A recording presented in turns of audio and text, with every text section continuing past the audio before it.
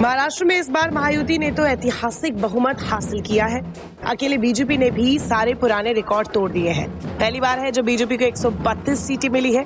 इससे पहले 2014 में बीजेपी को 122 और 2019 में 105 सीटों पर सफलता मिली थी। महाराष्ट्र में 75 सीटें ऐसी थी जिन पर सीधा बीजेपी और कांग्रेस का मुकाबला था। कांग्रेस को करारा झटका देते हुए बीजेपी ने 65 सीटों पर कब्जा कर लिया और ये कांग्रेस के लिए एक बड़ी बात है। लोकसभा चुनाव के दौरान कांग्रेस ने अच्छी वापसी की थी। एक दशक में कांग्रेस का सबसे अच्छा प्रदर्शन था। महाराष्ट्र के 48 में से 17 सीटें कांग्रेस के खाते में गई थी, लेकिन विधानसभा चुनाव में बीजेपी ने फिर से कांग्रेस को पहले वाली स्थिति में लौटा दिया। या यूं कहे कि विधानसभा चुनाव में कांग्रेस की हालत ही खराब हो गई। 2019 में कांग्रेस ने 44 सीटें जीती थी और 2014 में 42 पर जीत हासिल की थी। इस बार केवल 16 सीटें ही कांग्रेस के हाथ में आई है। बीजेपी ने लोकसभा चुनाव में स्थिति देखने के बाद रणनीति में बड़ा बदलाव किया और आक्रामक अभियान चलाया।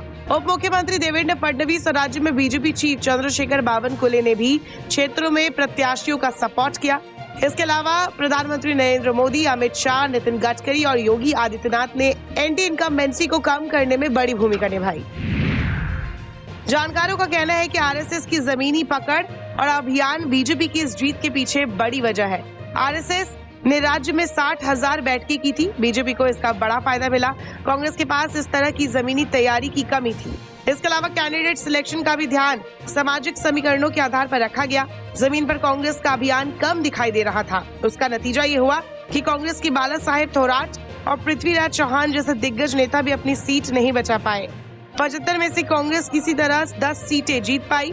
जिन इलाकों में कांग्रेस की जीत हुई है वो या तो अल्पसंख्यक बहुल था या फिर स्थानीय नेता की अच्छी पकड़ थी। कोंकण क्षेत्र में तो कांग्रेस का एक भी विधायक नहीं बचा। उत्तर महाराष्ट्र, पश्चिमी महाराष्ट्र और मराठवाड़ा में भी एक एक ही सीट कांग्रेस बचा पाई। राज्य में कांग्रेस के अध्यक्ष नाना पटोले ही सकोली सीट बड़ी मुश्किल से बचा पाए। सिर्फ 208 वोटों से उनकी जीत हुई है, जो कि एक बड़ा सवाल उठाती है। महाराष्ट्र विधानसभा चुनाव में महायुति के नाम से चुनाव लड़ रहे बीजेपी नेतृत्व के एनडीए गठबंधन ने न सिर्फ स्पष्ट बहुमत हासिल किया है, बल्कि राज्य में अभी तक की सबसे बड़ी जीत में से एक दर्ज की है। 23 नवंबर को आए नतीजों ने सभी को चौंका दिया है। महाराष्ट्र के नतीजों ने शरद पवार और उद्धव ठाकरे जैसे दिग्गज नेताओं के राजनीतिक भविष्य पर भी सवाल खड़े कर दिए हैं। वही कांग्रेस पार्टी, जिसने इस लोकसभा चुनाव में दमदार प्रदर्शन किया था, उसकी खिसकते जनाधार को लेकर राजनीतिक गलियारों में खुसफुस होने लगी है। सबसे बड़ा सवाल तो यह है कि महाराष्ट्र की हार से एनडीए गठबंधन में क्या कोई असर पड़ने वाला है, क्योंकि लोकसभा में एनडीए को कम सीटें मिली थी, लेकिन कुछ ही महीनों में एनडीए ने एमवीए का पूरा खेल ही पलट दिया।